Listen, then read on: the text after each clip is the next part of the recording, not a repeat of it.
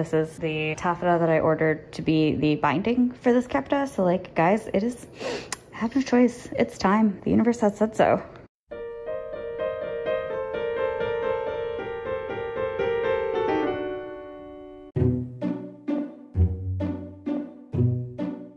So instead of, you know, just finding a mock-up sleeve or a sleeve pattern that I have in my stash that I already know is good and, you know, using that, I am instead just patterning a new one because I have not sewn a proper sleeve in so long and none of my old patterns fit, and it's a struggle bus. It's a struggle bus and we're on it, and this is me trying.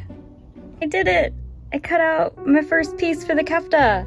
And absolutely addressing my fears, I did cut it slightly incorrectly because you'll see there's this much space over here and then there's only this much space over here. So a good job on that, Nami. Very good at cutting, but it's okay because I can still sew with this much space. You just won't be very happy about it. It's fine. Everything's fine. Everything is fine. In the interest of having an actual seam allowance on this piece, so if you'll recall, the center back wasn't supposed to be cut.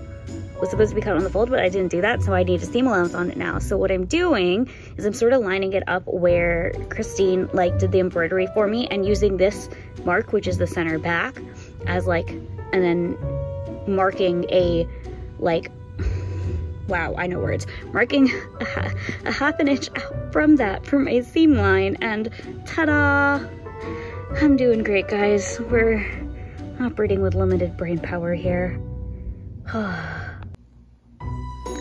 So I'm not saying that I got into the zone, but I kind of got into the zone. This came together very, very quickly once I got over like all of my like nervousness about cutting into fabric.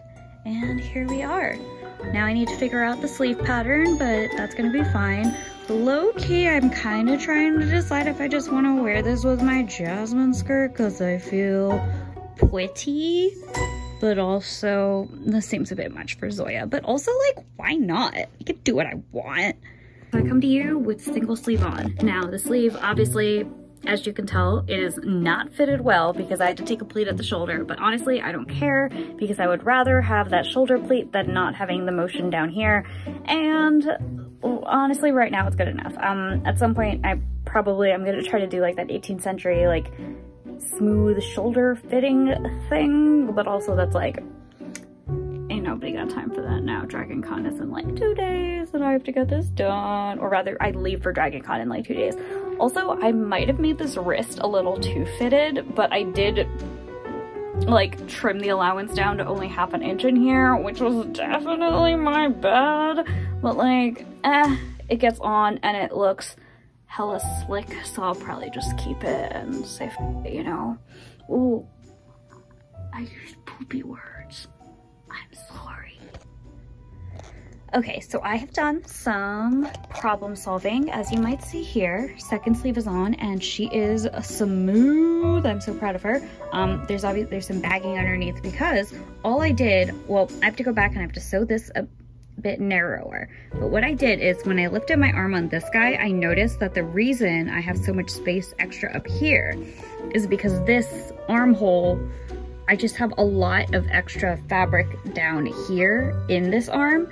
So what I did was I pinned this sleeve in from the top down to the bottom and then pinched out the excess at the bottom of the sleeve. And so, you know, these sleeves are now a little bit snug, but honestly, that's okay. I'm not even mad. I was gonna use this as a winter coat, but honestly, I'm already overheating like this, so let's be fair, that would probably not have worked for me. And also, you know, the sleeves are the most, like, redoable bits anyway, so I'm happy with this as it stands. Well, after I, you know, get rid of this, as you can see, this beautiful little bagging there. But once I sort that out, it'll be good. This feels nice. They weren't as evil as I feared. So don't mind what is Psych playing in the background. This costume brought to you by Psych. But yeah, fixed it. So you know, we have properly, beautifully set sleeves. We are now you know, tight under the arm, but hey, you know what? Beggars can't be choosers, and at this point, good enough. Normally I would actually, you know, cut bias strips on the bias, but because none of this is actually going around any curves, I have decided to screw it and just do it this way. Plus I get more out of it, and look at this fabric, isn't it so gorgeous? And help. But yeah, I'm doing 2-inch bias strips to get a 1/2 inch, wow, math, a 1/2 inch binding around the edge of the coat. So I'm excited. Ooh, my nails match my cutting mat. That was, I wish I could say that was intentional, but ooh, that was intentional. See, I can say it. A pile of single fold bias tape has been created. Wow, does this silk iron beautifully. Wow, I love taffeta. I understand why everybody loves it now. So she looks the best while after she's been sewn on the one side, but then after she's been pressed, look at her, a beauty. So originally I was going to hand whip on the back of the binding, but honestly it's fraying a lot because silk be like that. So what I'm just gonna do is I'm just gonna flip it and then stitch in the ditch, because honestly this thread that I have like blends in so seamlessly with the actual wool that it won't even be visible. So I am gonna do that instead. But that means that I have a lot of tedious little ironing to do and then pinning. Ew. It's officially time to commence the slowest stitch in the ditch of my life. I'm already exhausted, and it's been this much. That's like 2 whole inches. Let it be known that I usually don't pin things and like pinning things as much. It has drained me, but I'm gonna persevere, because look how neat it will look. It's gonna be worth it. So in typical Nami form, I am sewing my hooks and eyes on in the hotel, and in untypical Nami form, I'm actually sewing hooks and eyes on, which is wild. But in the process of this, I have discovered an unfortunate thing that I did, which I suspected I would do, because lining up embroidery and then cutting these pieces out is hard. Don't let Christine be like it's super easy, because like Christine's just like too good for us.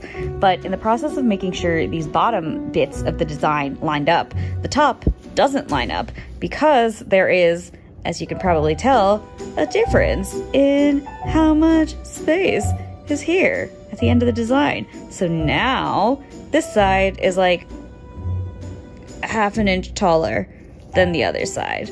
It's fine. I'm just gonna put my hair on it and nobody's gonna see except for the whole internet. Love it. Great. Also I have to pull out these like marking stitches, and it wasn't until I started trying to pull these stitches out that I really realized how fine like this silk thread is. It is so fine. It is like so fine. Okay, I'm done. I'm gonna go be a good sewist. Closures. Ew. Okay, so I am now sewing sleeve gores into the underarm, and they are shaped like these funny diamonds because this is the shape that they decided that they wanted to be.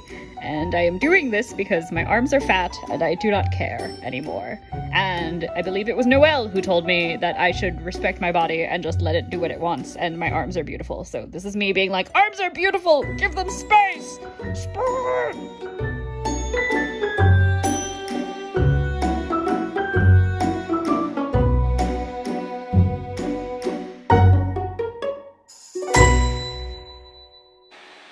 So this is the part where a responsible YouTuber would have, like, worn photos and stuff, but I am not a responsible YouTuber, and I have delayed posting this video for 2 months now, because the energy required to wear a wool coat outdoors when it's not wool coat weather was just a lot. So instead had these beautiful photos by my friend Meeg.